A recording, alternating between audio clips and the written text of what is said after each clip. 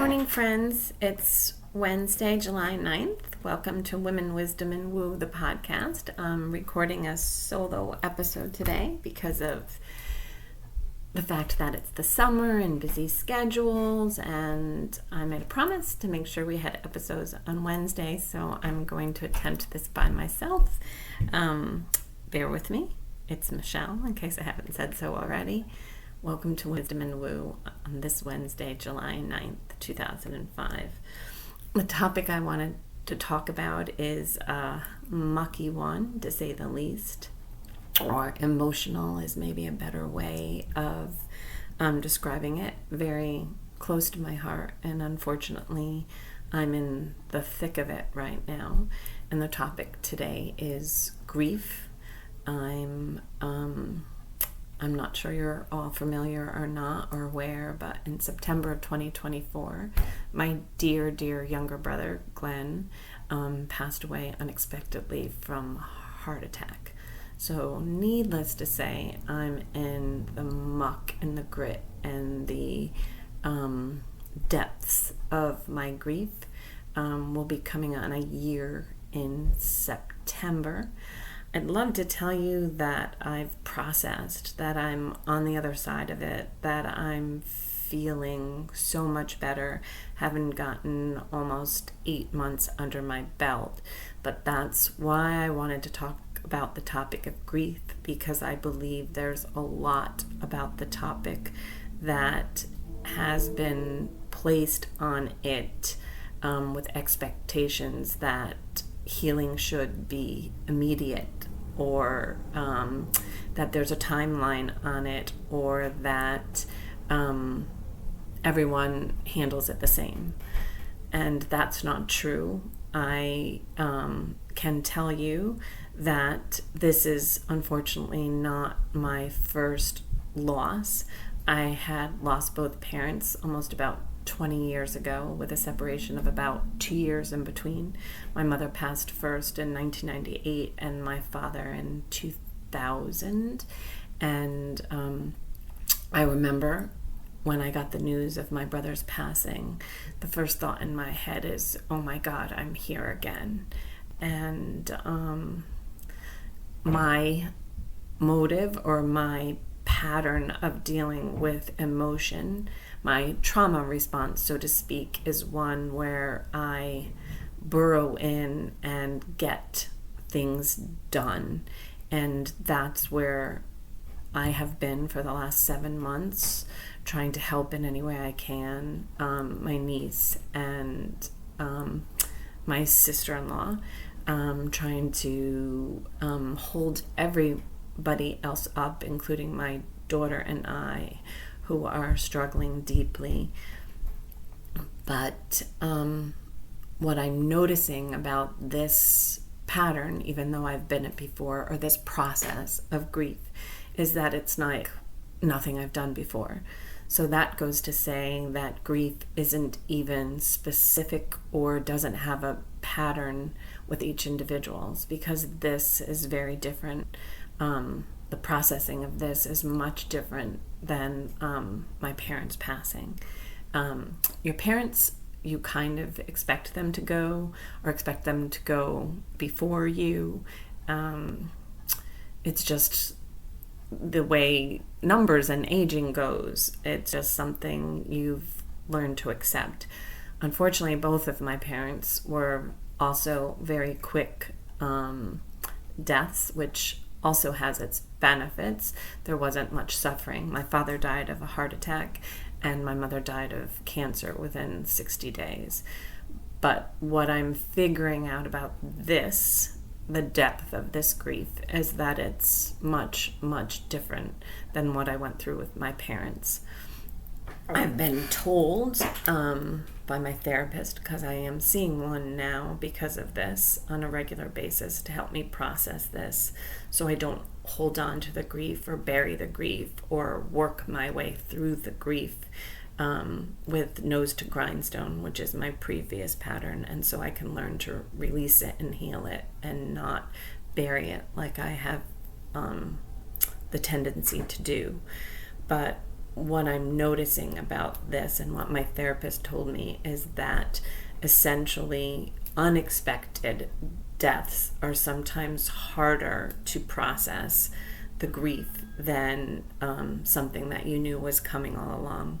Because if you knew and there was an elongated time that you got to process, you're healing over each of those days. Whereas the unexpected, you've had no chance to say goodbye. You didn't have any time to process that this was going to happen. So the unexpected deaths hit differently. I would also like to say that I think even the unexpected deaths do have a benefit, if I can even use that word. It's not at all what I feel about any of the passings of my family, but the benefit in an unexpected death is that you're not watching your loved ones suffer. So there is solace and comfort in that. My mother, who had cancer, was gone in 60 days. It was a very short time span for her to go, but the suffering in those 6 days is something that that I've had to learn to process through, because I saw her process on a daily basis, and quite frankly wished for a quick release from her for her because of what I saw her going through. But all those who deal with grief or disease or watching someone they love pass knows that the minute that they are gone, you regret any thought in your head that you wish that they would be gone and the suffering would stop. You'd do anything to have them back. And so a lot of thought processes here on grief and in my personal experience, but I wanted to come on here to more specifically speak about the fact that I'm finding in all the things that I Google or the books that I've read or anything, that there's an expectation around grief that I'm having a lot of trouble with.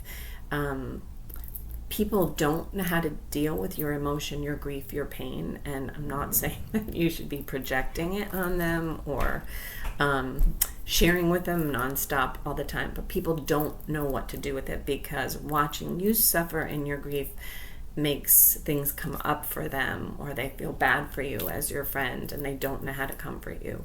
But grief is one of those topics that I think people try to avoid or stay away from because it hits too close to home. If they're watching you experience and live through the grief of a passing of your loved one, then it's going to bring up for them like, oh my God, this must happen. This is going to happen to me eventually someday.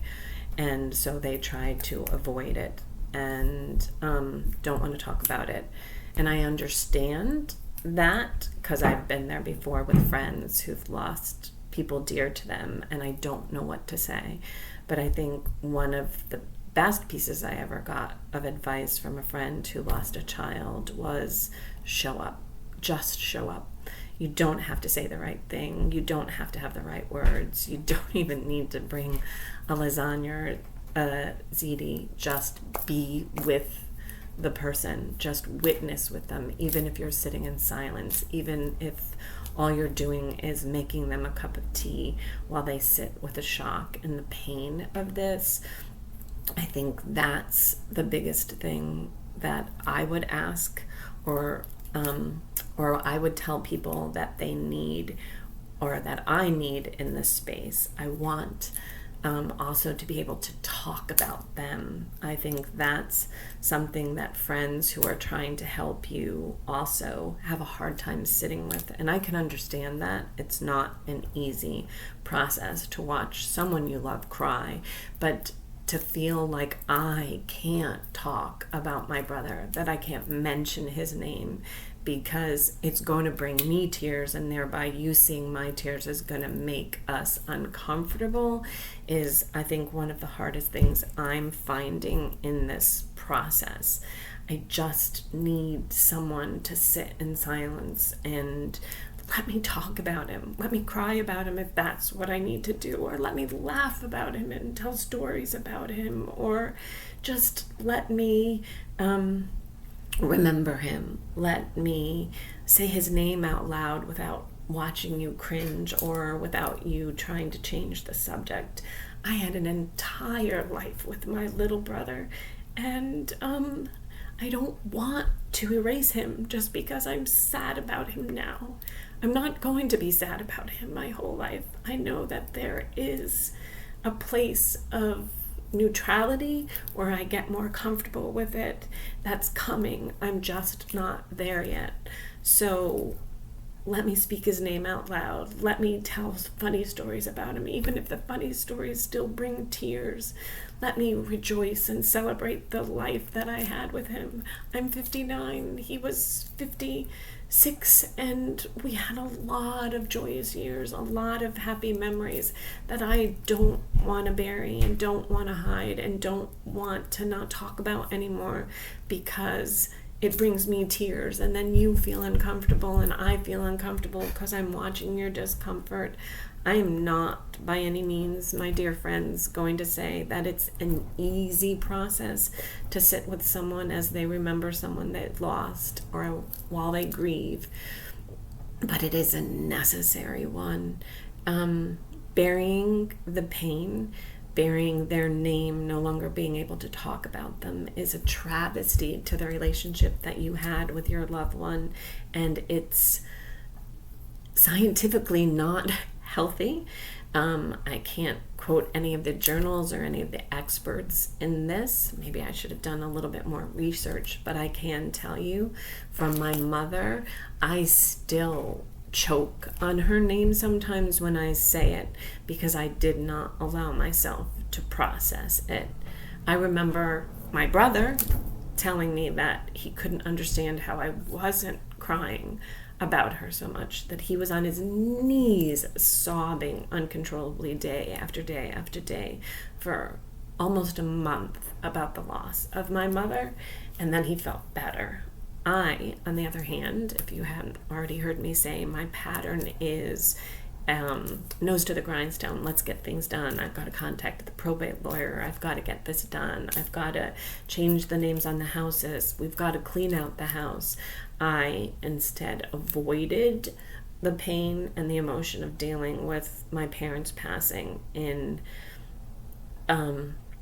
my nose to the grindstone attitude. Let me just work through this. And I will tell you, I think that I'm paying for it now, because the grief I'm feeling with my brother seems compounded now by the grief of my mother and father, because I did not let myself process it and just kept moving forward full throttle as fast as I can to distract my brain, not really my brain, my heart from the pain, because that felt easier. And my pattern as a woman is also to help and to get things done. And as a type A personality, I'm good at it. Nothing makes me happier than checking off a box. But when my brother passed, the very first thought that shot like a lightning bolt through my head and through my heart is, oh my God, I'm here again. And I think if I had taken more time for myself to process my mother and my father's more natural passing, I might have been more better equipped to handle my brother's. Not sure about that, because the loss of my brother is huge. He was only 56. He left my niece and my sister-in-law and my daughter and I. He was a very, very integral part of our family. The quieter one, he would never put his voice on a podcast. That was always my job in the family. It was the talker. But God, the words he had to share were wise and sage. And he'd just listen and they'd drop one sentence and he'd be like, holy shit, you really heard me. You really saw me. He had that gift, even though he was referred to as the quiet one. So I am probably rambling a little bit about this topic because it is an emotional one and it's still heavy on my heart and dear to my heart. But it is one that I wanted to give some attention to. And I think in summation, what I would want to say is, if you have friends who have lost someone dear to them, please don't avoid, please don't say their loved ones or skip over or pass over their loved one's name. Sit with them in the discomfort, because sitting in the discomfort of a passing of someone you love alone makes it infinitely more hard. And they will appreciate it from you, and someday they might return the favor. And secondly, at some point, even though I don't feel it now, I know people who are also experiencing this. We will get to a point where we can celebrate their life and not cry when we tell the funny stories. It will come. We have to give it time, no matter how much time it takes. There is no time limit. There is no specific time. Every individual will take longer. I might take a couple years to process and accept this, whereas someone else might be able to process it and move on in a shorter space. There's no condemnation. There's no right way to do this. It's an individual process. It's a heart process.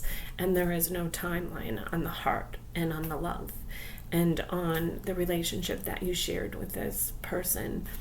You don't put a timeline on the love you have, so please don't put a timeline on the grief. And I'd like to end my little rant or session on grief with a story. I'm a firm believer in signs from the other side. I'm a firm believer in angels, and that's why the podcast is called Women, Wisdom, and Woo.